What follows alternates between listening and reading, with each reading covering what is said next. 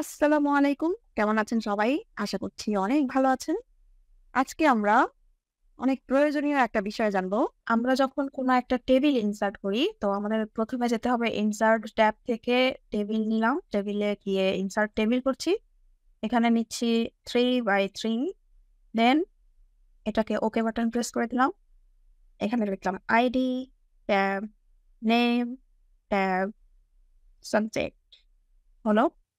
তো এটাকে আমরা কন্ট্রোল করতে পারি। কন্ট্রোল ভি বোল্ড করে দিলাম।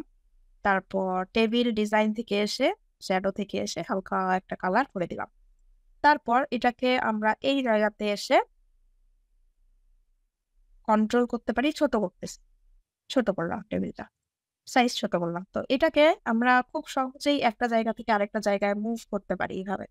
এই জায়গায় টেবিলের এই যে আইকনটা দেখতে পাচ্ছি আমি, এটাকে সিলেক্ট করে এরকম করে সরাতে পারছি। এরকম করে নিতে পারছি। তো এটা অনেকে পারে না এরকম করে কন্ট্রোল করতে, যে এটাকে ধরে মানে ধরতেই পারে না। তখন নানান ধরনের সমস্যার সম্মুখীন হতে হয়। যে কাজটা আমরা করতে পারি সেটা হলো লেআউটে যাব। লেআউট থেকে দেখব প্রপার্টিজ। প্রপার্টিজ থেকে এই যে এখানে অ্যালাইনমেন্ট কি ধরনের কোন পজিশনে আমরা দিতে যাচ্ছি। এখন আছে রাইট সাইডে। আমরা যদি চাই লেফটে নিয়ে আসতে টেবিলটাকে, তাহলে লেফট সিলেক্ট করবো, ওকে বাটন প্রেস করে দিব, লেফটে চলে আসবে। আবার প্রপার্টিসে গেলাম, এখন মিডিল সেন্টার দিলাম। সেন্টার দিলে হবে একদম মিডিলে চলে আসলো। Then same as like as left one right click করলাম, রাইটে চলে আসলো। তো এরকম করে আমরা টেবিলটাকে কন্ট্রোল করতে পারি, ছোট টেবিল যদি হয়। আরেকটা বুদ্ধি আপনাদের শিখাই দেই, সেটা হলো এটাকে আমি ডিলিট করে দিচ্ছি।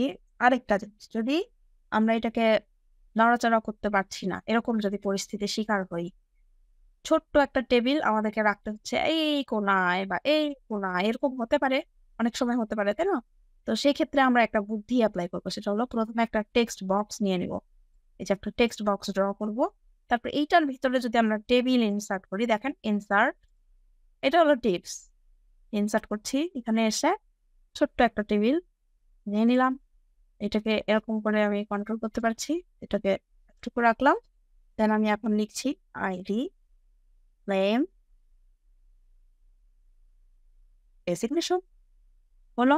দেন এই তিনটাকে সিলেক্ট করলাম, কন্ট্রোল বি, অ্যান্ড এখান থেকে এসে কালার করে দিলাম। এটা কালার করে দিলাম। এখন দেখেন বাহিরে যখন ক্লিক করতেছি, টেক্সট বক্স তো বিশাল বড়, টেক্সট বক্সটাকেও আমরা এরকম করে ছোট করে দিতে পারি। দেন টেক্সট বক্সটাকে আউটলাইনটাকে আউটলাইন করে দিব।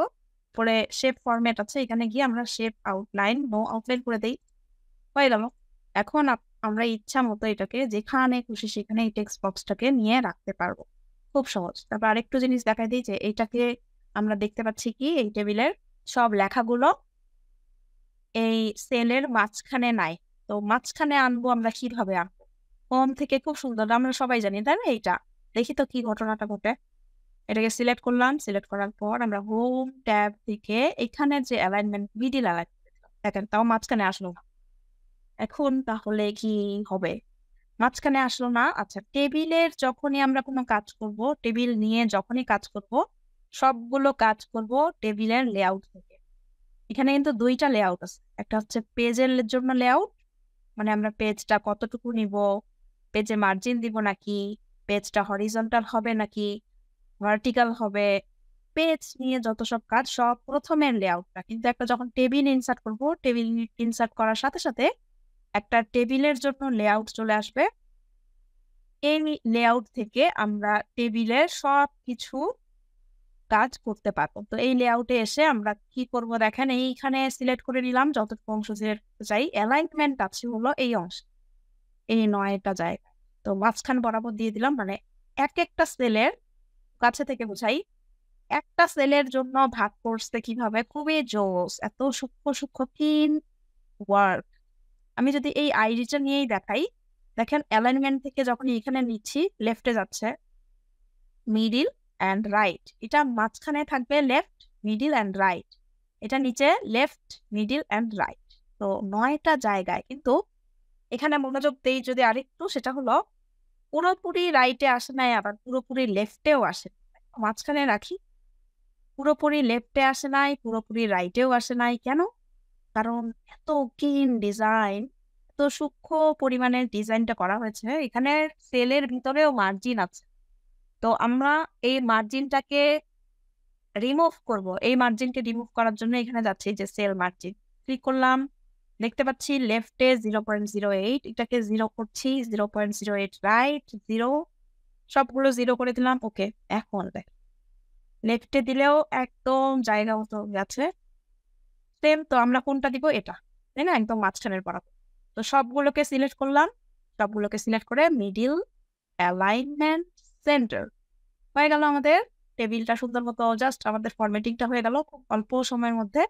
এবং আমরা একটা টেক্সট বক্সের ভিতরে যেহেতু নিয়েছি এই টেবিলটা, এখন চাইলে আমরা যেহেতু এই টেবিলটা আমরা একটা টেক্সট বক্সের ভিতরে নিয়েছি, আমরা চাইলে এই টেবিলটাকে খুব সুন্দর করে এখানে, সেখানে, ওখানে, নিচে, বামে, ডানে সব জায়গায় এমনকি আমরা মার্জিনের উপরেও টেবিলটা রাখতে পারছি। ওয়াও! জোস না? তো যেকোনো টেবিল নিয়ে যদি আমরা বিড়ম্বনায় পড়ি, এই কাজটা খুব সহজে করতে পারবো। টিপস এটা একটা টিপস, খুবই মূল্যবান একটা টিপস। তো কেমন ছিল আজকের হেঁটে অবশ্যই জানাবেন। উপকৃত হলেন নাকি না? সাথে থাকবেন। নেক্সট দেখা হবে অন্য কোনো টিউটোরিয়ালে। সেই পর্যন্ত ভালো থাকেন, সুস্থ থাকেন। আসসালামু আলাইকুম।